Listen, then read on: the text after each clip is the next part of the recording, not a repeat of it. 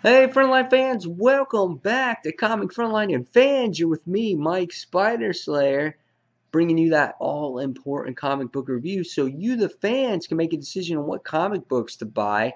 And fans, today on Frontline, we're continuing our coverage of the Future End one-shots. That's right, fans. And today we're going to be talking about Futures End Batman issue number 1. Now, this book is written by Ray Fonks and Scott Snyder, and the art is done by Akko. I'm not sure if I said that correctly. And the colors are done by Fisco Placencia. Sorry if I said that name right. Pretty cool cover here.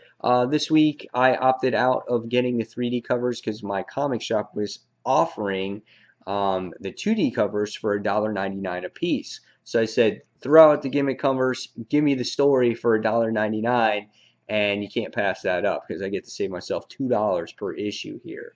So yes, interesting cover here. We get to see that 5 years from now, the Batman has some kind of spinal deformation going on, or something severely happened to him, and you get to see a whole bunch of Batman clones. So this cover stay true to the issue, and so we'll find that out in a little bit. Now, here the artwork for me is not really my style of artwork, especially when it comes to Batman. I'm used to Greg Capullo's art. I mean, I like detail art, and for me, the artwork in this particular issue just doesn't do it for me. I think the colors are a little bit.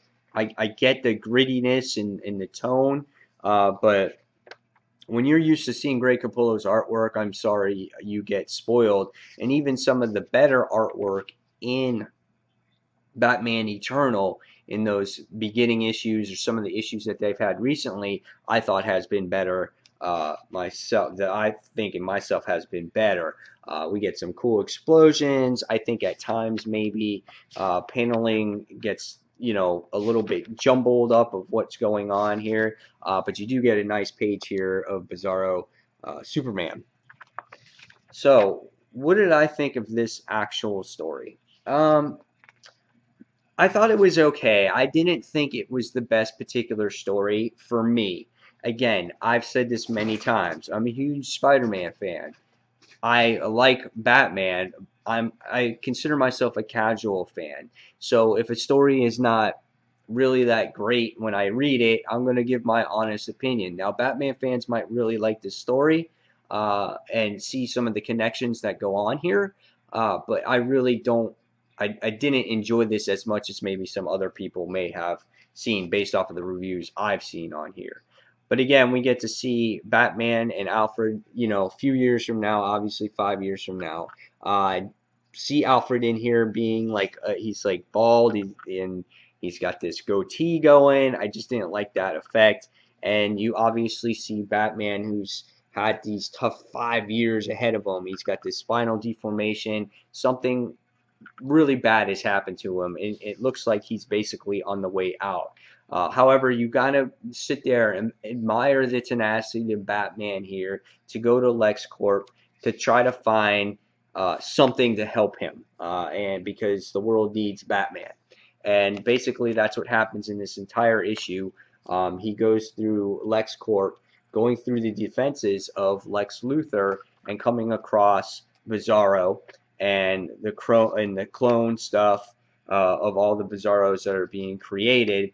And in the end of the issue, we wind up seeing, after a whole bunch of explosions and things like that, we see that Batman, yes, comes across Bizarro, like I said earlier, and he comes across with the formula, and they wind up creating a clone of Batman. And that's what you see at the end of the issue. And again, they said that Gotham must always have a Batman, and that's why Bruce is doing this. So, again, for me, it was just an okay issue. There was nothing here that really said, wow, this was fantastic. I thought it was, average for me. There's other people, again, that might like Batman that say, oh, wow, this is the greatest issue in the world. This was really fun. But for me, it was just average. I'm going to give it a 3 out of 5. And that's my review of Batman. Guys, tell me your thoughts on this particular issue. I just didn't find it overly exciting. It was just a point A to point B issue to me, and that's really it. So I want to really hear your guys' opinion. A fun issue for me that was a little bit different was Batgirl this week. So do you agree with me? Disagree with me? And guys, as always, thank you for watching Comic Frontline, and don't forget to watch the rest of the reviews of the future End one-shots. And until the next comic book review, this is Mike Spider Slayer signing off. Thanks for watching, fans. Take care. Bye.